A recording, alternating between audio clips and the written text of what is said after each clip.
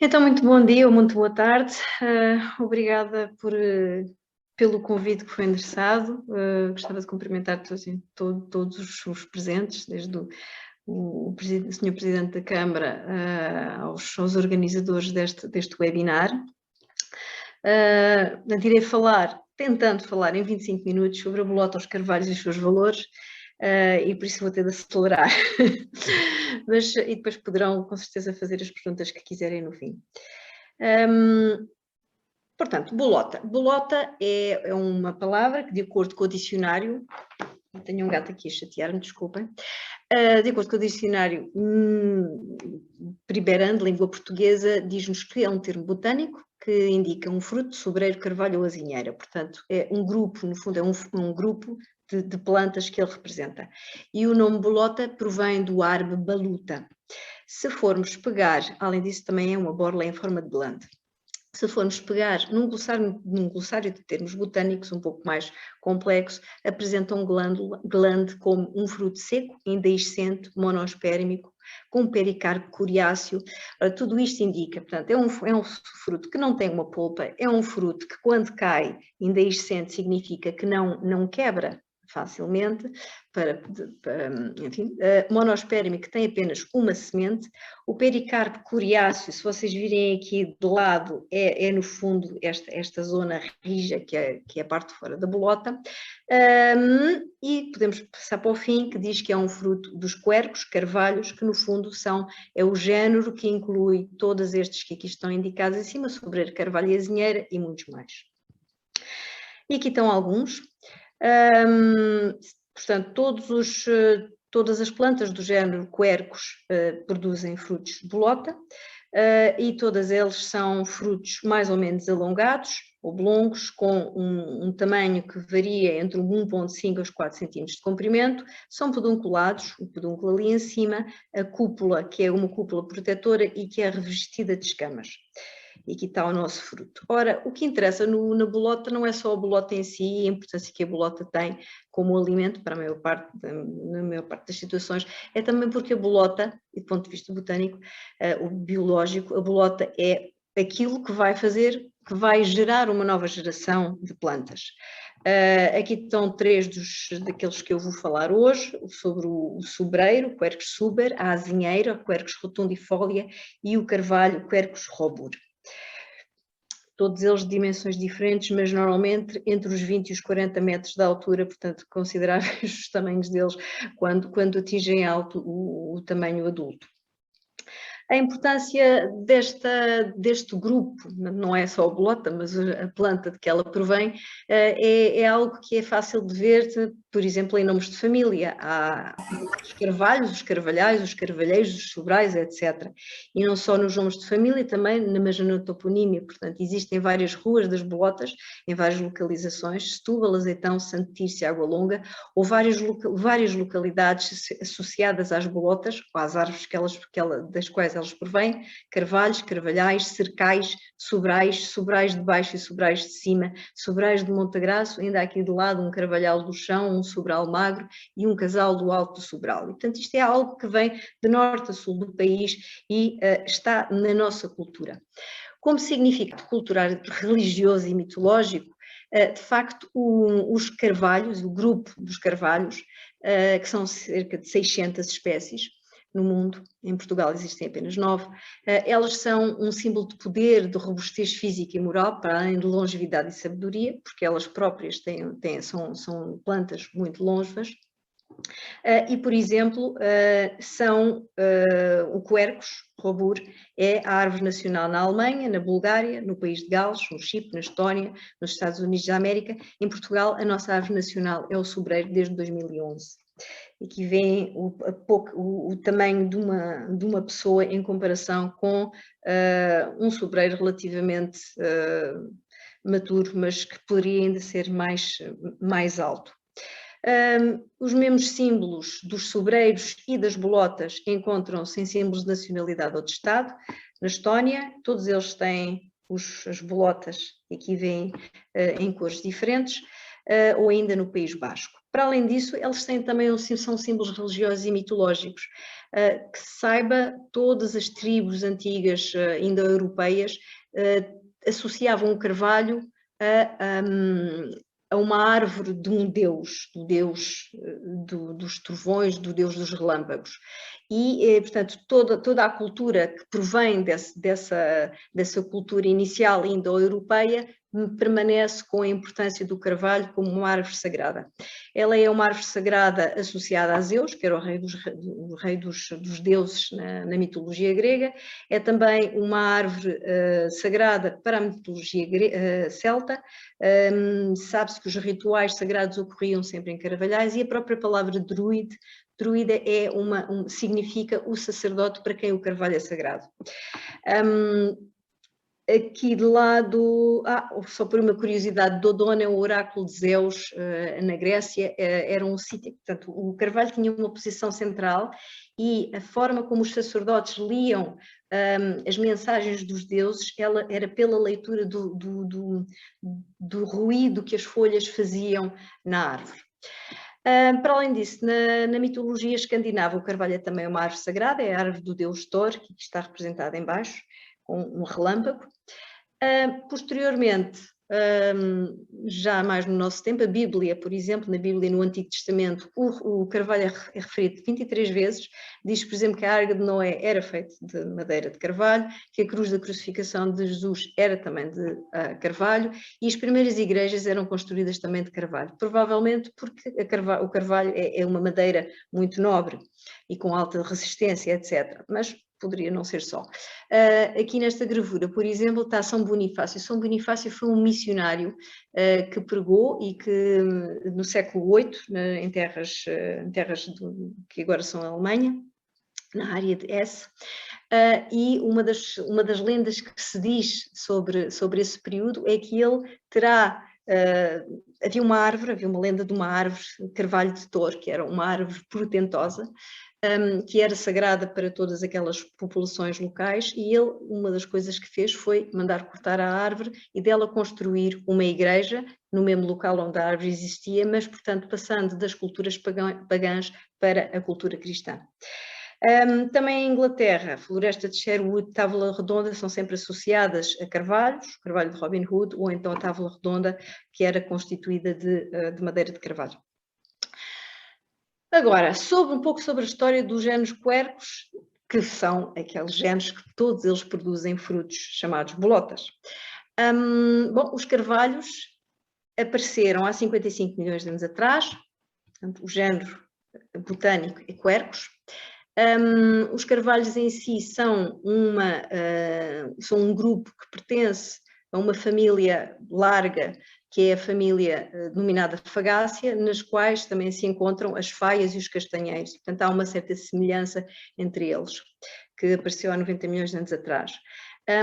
Neste período, portanto, isto já coincide com o fim da era dos dinossauros, alterações climáticas, em que há um progressivo arrefecimento de um clima que era um clima úmido e quente, na qual existiam principalmente laurisilva, para um clima que foi progressivamente baixando as temperaturas e baixando as precipitações, e as plantas foram evoluindo nesse clima. Como é que nós sabemos que eles apareceram nessa altura? 55 milhões de anos é muito tempo atrás, portanto, mesmo no fim da era dos dinossauros. Sabe-se isso pelos registros fósseis de vários tipos de folhas que são típicas dos quercus, dos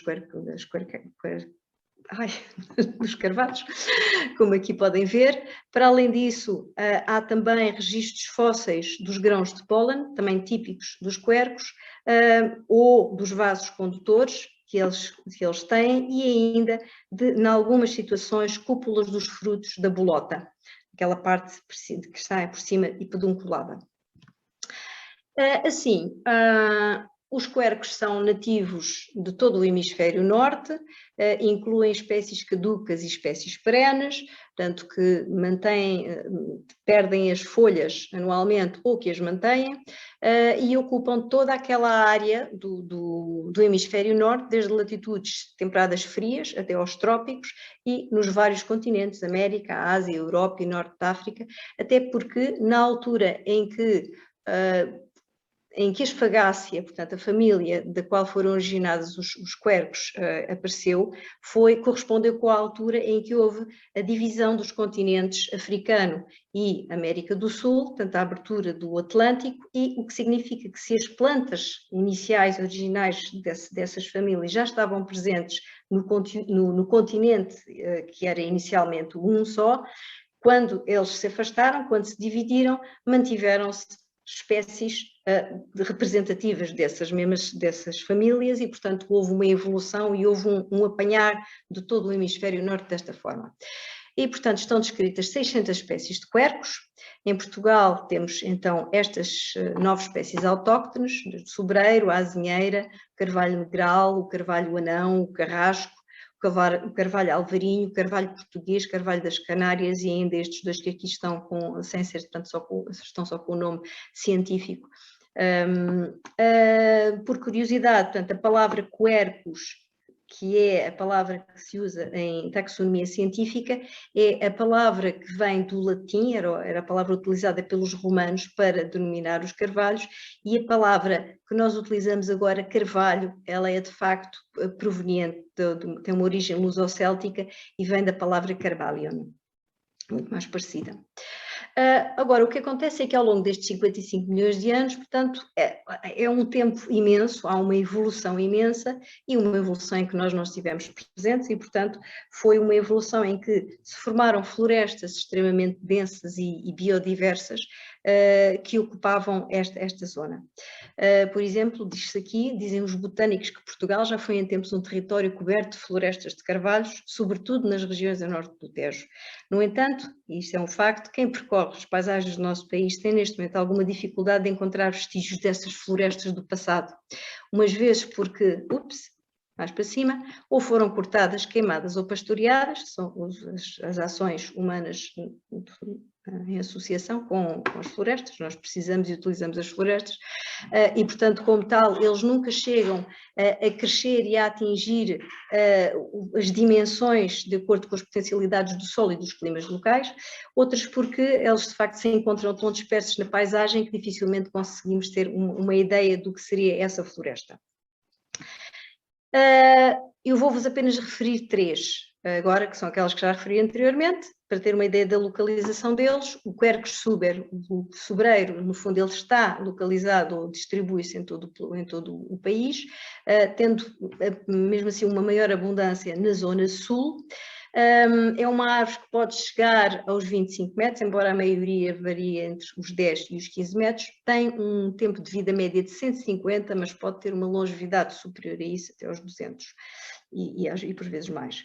Tem uma cópula ampla, algo irregular, e produz cortiça. É uma árvore protegida, uma espécie protegida, e é a nossa árvore nacional desde 22 de dezembro de 2011. A azinheira também se estende ao longo do país, contudo tem uma preferência pelas zonas mais secas. No fundo, ela está localizada na zona de suscetibilidade à desertificação. São também árvores que podem ir dos 15 aos 27 metros. 27 metros é uma grande altura, são prédios de muitos andares. Copas ovoides ou arrondadas, ou então apenas arbustos. Tem uma longevidade superior, vai até aos 1000 anos, que se saiba, e é também uma espécie protegida em Portugal. E finalmente o quercus róbulo, o carvalho róbulo, o carvalho cerquinho, alvarinho, que se encontra localizado na zona norte do país, e ao contrário dos anteriores, é uma árvore de folha caduca. Os anteriores são de folha perene, mantêm a folha ao longo do tempo, durante mais tempo. Atinge 30 a 40 metros de altura, portanto consideravelmente maior, e tem uma longevidade ainda superior de 1500 anos. Uma particularidade que é importante quando se fala da ecologia de todas estas plantas também é o facto da primeira frutificação nestas plantas ocorrer entre os 50 e os 80 anos, portanto nunca ocorre na vida, ou raramente ocorrerá na vida da pessoa que a planta, e isto também é importante na gestão, destas florestas, como provavelmente o Daniel irá falar posteriormente. Uma árvore jovem será entre os 100 e os 200 anos, uma árvore já com uma idade considerável será a partir dos 600, 700 anos para cima, mas podendo chegar aos 1500. Portanto, todas estas árvores, estas 3, as outras 9, portanto, no total que nós temos em Portugal, e no fundo todas as 600 quercos, todas elas têm um fruto comum, que é a bolota. Neste caso é a bolota do carvalho negral, Quercus pyrenaica, com este aspecto, e só para ter uma ideia também do que é que existe dentro, o que é a bolota. Ora, a bolota, se nós fizermos um corte transversal, o que é que vamos encontrar? Vamos encontrar, bom, para já temos esta cúpula que aqui está, depois temos a parte de fora, de fora para dentro, que é o nosso, em termos botânicos, o pericarpo, é a casca.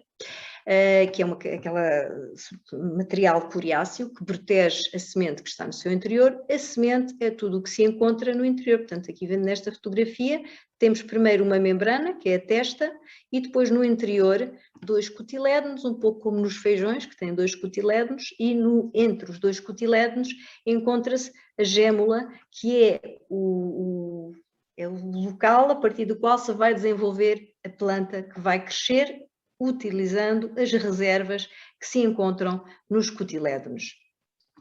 Ora, se nós temos cotilédonos cheios de reservas, o que é a composição química típica de uma bolota?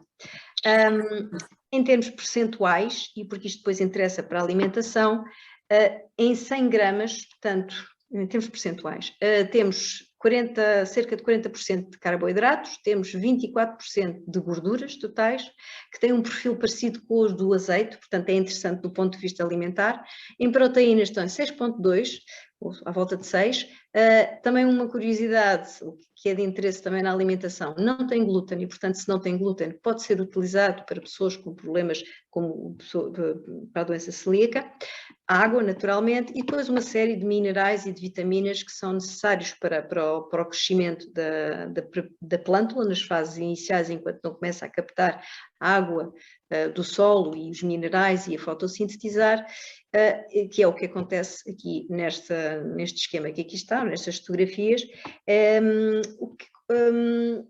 Portanto, a bolota, uma vez pronta, feita, produzida pela planta, ela na estação seguinte de crescimento, isto começa em outono, estamos agora na altura em que elas, e por isso estamos a celebrar a bolota, o Dia Mundial da Bolota. Na próxima época de crescimento, próxima primavera, o que vai acontecer é que, com o aumento da temperatura, nada acontece no inverno porque está frio, as enzimas não funcionam da mesma forma, as árvores estão um pouco adormecidas, portanto, tudo o que é vegetal, até nós próprios estamos meio adormecidos, mas começando a primavera, há um enchimento por causa da umidade, ela incha, a bolota incha, acaba por rebentar e a radícula que está a começar a desenvolver-se no seu interior começa a sair cá para fora e cresce uma raiz. Posteriormente formam-se também os pequenos primórdios foliares e aparece uma planta que depois cresce para aquelas dimensões imensas passados umas centenas de anos. Passando um pouco para a frente, como é que se forma uma bolota? Provavelmente nem toda a gente sabe, talvez vocês saibam porque estão mais em contacto, mas de certeza que na cidade não se sabe como é que isto é formado. Uma bolota forma-se a partir de flores, porque os quercos são todos angiospermicas, portanto são todas plantas com flores, mas as flores dos quercos são pouco visíveis. São pouco visíveis porque são esverdeadas ou acastanhadas e formam estes pequenos cachos, que se chamam amentilhos em termos botânicos. Uma outra característica dos quercos é que, portanto, se são plantas com flores, têm flores femininas e têm flores masculinas, são chamadas monoicas, mono, um só, e na mesma casa, portanto, no mesmo indivíduo apresentam os dois sexos, femininos e masculinos, e temos então, num mesmo amentilho, isto vocês devem reconhecer, são os estamos, são a parte masculina da flor, e estes aqui em cima mais arredondados, que são as flores femininas. Ao contrário de muitas das angiospermicas, os quercos não são polinizados por insetos, são polinizados pelo vento, e pronto, sendo polinizados, depois há uma série de situações poderei falar posteriormente, que tem a ver com o evitar da autopolinização por estas flores, mas passando à frente. Portanto, dando-se a polinização, forma-se um zigoto, o zigoto vai crescendo e dá origem a estas bolotas. Estas bolotas, agora vou andar um bocadinho para trás, se fixarem neste ponto que aqui está, portanto, isto acontece, o aparecimento das primeiras flores aparece entre maio e abril, março e abril, e maio, e em junho os zigotos são formados, esses zigotos vão se desenvolver e formar, a pouco e pouco, vai haver o crescimento desta pequena semente, que vai aumentando de tamanho, vai ficando verdinha, e depois apenas na parte final fica castanha, agora em outubro, novembro e dezembro, que é quando elas são utilizadas. São utilizadas para quê? Bom, por um lado, para germinar e iniciar uma nova vida, a partir de fevereiro, março do próximo ano, ou então ser usados por nós. E falamos muito dos valores da bolota e dos valores da madeira da planta que ela cria, associados àquilo que se designa por bens e serviços. Para a alimentação, e tem aqui uma figura com uma vara de porcos pretos felizes e contentes a comer bolota, mas também para a nossa alimentação, pelo menos desde tempos idos, desde que há registro, eram utilizados pelos antigos lusitanos, pão de bolota, portanto, era utilizada a farinha, os romanos não o utilizaram, também está registado, contudo, quando os árabes entraram na península, passaram a utilizar, daí que a palavra bolota provenha de baluta, está associada a isso. Depois, todo o período medieval que seguiu daí, séculos XIV, XV, era ainda bastante utilizado em sopas, farinhas, pão, o que fosse necessário. Deixou de ser utilizado a partir daí com a entrada da batata, proveniente da América do Sul, e ainda do trigo, que já cá existia e começou a ter uma maior produção. Ainda voltou a ser utilizado posteriormente durante as Segundas Guerras, por exemplo, para a produção de café, como um substituto do café que não existia, portanto dava uma bebida similar a isso. A bolota também pode ser utilizada para fins terapêuticos, porque tem um alto teor de compostos antioxidantes que tem um potencial na utilização como anticarcinogénicos e para problemas como a doença de Alzheimer no envelhecimento, anti-envelhecimento.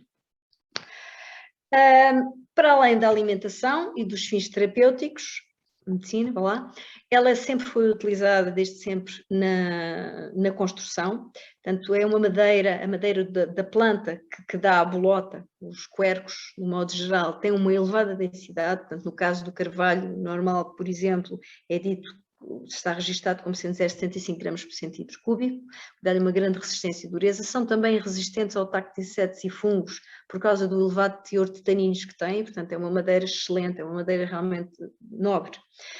Para a construção naval, sabe-se que pelo menos desde o tempo dos vikings, no século IX e X, era utilizado para embarcações da elite dos vikings. No nosso conhecimento, também foi utilizado também para as naus portuguesas durante a época dos descobrimentos, e um registro interessante é que cada nau era feita com entre 2.000 a 4.000 árvores, o que é uma quantidade imensa de desflorestação, tendo em conta que estas árvores depois demoram muito tempo a crescer e têm um tempo de frutificação muito tardio para renovar as mesmas florestas, o que de facto não aconteceu e começaram a plantar-se árvores diferentes. Para além disso, também é utilizada, ou sempre foi utilizada na marcenaria e na carpintaria, como uma madeira nobre, como por exemplo nestas estruturas de igrejas, ou nestes painéis interiores da Catedral de Santa Maria de Auch em França, ou ainda na Câmara dos Comuns em Londres, todos estes painéis. Para além disso temos a tanoaria, temos ainda o cortume, a utilização dos produtos associados aos quercos, porque os quercos, tendo muitos taninos e dadas as características dos taninos como antifúngicos e antibacterianos, etc., são também utilizados, ou eram utilizados muito, agora são menos porque há produtos químicos que o substituem, mas eram utilizados na indústria do cortume. E para além destes valores que são coisas que nós retiramos diretamente da sua utilização, há uma outra esfera que é quando nós falamos da biodiversidade e da ecologia, porque todas as florestas de carvalhos, os carvalhos e as florestas que eles os habitats que eles formam, são particularmente ricos em biodiversidade. E isto porque eles possibilitam o estabelecimento de uma rede trófica e simbiótica bastante complexa. Neles nós podemos encontrar uma imensidade de mamíferos, desde raposas, javalis, esquilos, etc. Uma diversidade também de aves, de insetos, de aracnídeos, crustáceos, miriápodos, répteis e fungos. Portanto, são extremamente biodiversos. Os quercus têm uma particularidade também, é porque eles são conhecidos como sendo espécies-chave de uma diversidade de habitats. E como espécies-chave, uma consequência de serem espécies-chave é que, se eles forem retirados desses habitats, há associações específicas com uma série de outros organismos que implicam o desaparecimento também de uma série de outros organismos. Portanto, desaparecendo uma espécie-chave, há uma série de outras espécies associadas a elas que também desaparecem. Em particular, pronto, há uma série de exemplos, mas aquilo que nos interessa, e já que estamos a falar dos valores associados à bolota e ao carvalho, a nível das raízes dos carvalhos, há associações específicas com determinados fungos, são fungos, são espécies micorrízicas, formam associações micorrízicas, e quando chega à altura da frutificação dos fungos, que existem como um micélio no solo, os corpos de frutificação deles têm valor para a nossa alimentação e têm um valor económico associado. Por exemplo, as silarcas estão associadas aos montados alentejanos. Temos também os boletos, vários boletos que crescem no país, e ainda as trufas, como por exemplo a trufa negra, que aparece apenas em associação com a azinheira. Portanto, juntando todos estes valores, nós temos a bolota e a árvore ou as árvores da qual elas provêm, têm uma série de valores históricos e culturais imensos. Eles representam uma informação, portanto, são espaços educativos e de recreio também, são importantes na conservação da biodiversidade, e cada espécie diferente tem imensos valores que é importante nós mantermos. Para além disso, e neste conjunto de pontos que aqui está, desde a amenização edafoclimática, a manutenção da qualidade do ar e a regulação do ciclo hídrico, as árvores, de um modo geral, estão envolvidas nisto. Contudo, árvores de dimensões que os carvalhos têm em florestas, com as características que os carvalhais e que as florestas associadas aos carvalhos têm, são extremamente importantes na manutenção, na regulação do clima e na regulação do ciclo hídrico. Se vocês imaginarem que um carvalho, para poder viver, vai buscar água ao solo e transporta centenas de litros de água do solo todos os dias para o ar na forma de vapor, esse vapor depois vai facilitar com que haja, portanto, a formação das nuvens, cair chuvas noutros locais, vai também com a vaporização, com a forma da água em forma de vapor, vai também baixar a temperatura da água e vai mantê-la estável. Outra coisa importante aqui, relativamente aos valores da bolota e dos carvalhos, é a prevenção dos fogos florestais. Os quercus são tipicamente resistentes ao fogo. No caso particular do sobreiro, sabe-se que a própria casca do sobreiro não é inflamável, portanto é importante nesse aspecto. Também são importantes porque, noutras situações em que sejam inflamáveis, os próprios carvalhos, depois de um evento de fogo, eles conseguem renascer, ao contrário de muitas outras árvores, e conseguem renascer ou pelo próprio tronco ou através das raízes, em função do estado, se não estiverem muito degradados. São também naturalmente importantes para o turismo. Eu acho que já estou a passar o meu tempo, certo? Não sei. Pode ter mais 2 ou 3 minutos. Tenho 2 ou 3 minutos. Então só vou terminar com isto, porque já é uma coisa que está associada às bolotas. Por vezes faz-se confusão entre... Portanto, a parte da valorização eu já terminei. Isto é só apenas para diferenciar o que são bugalhos e bolotas. Por vezes, muitas vezes, há anos em que nós encontramos os carvalhos completamente cheios de bolinhas destas, que são os bugalhos.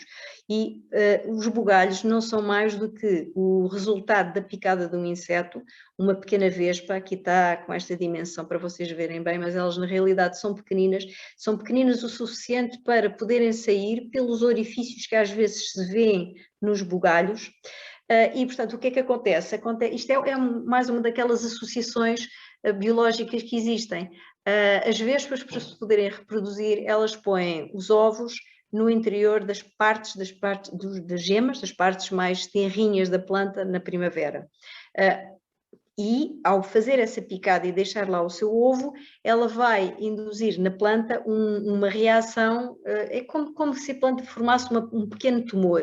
E esse pequeno tumor de células indiferenciadas, que vão crescendo e que formam esta estrutura redondinha que aqui se vê, que são os bugalhos, elas, no fundo, o que vão fazer é proteger o pequeno embrião que se vai desenvolver, a larva que se vai desenvolver desta espécie de vespa, neste caso, vão-se alimentar e vão-se proteger dentro do bugalho.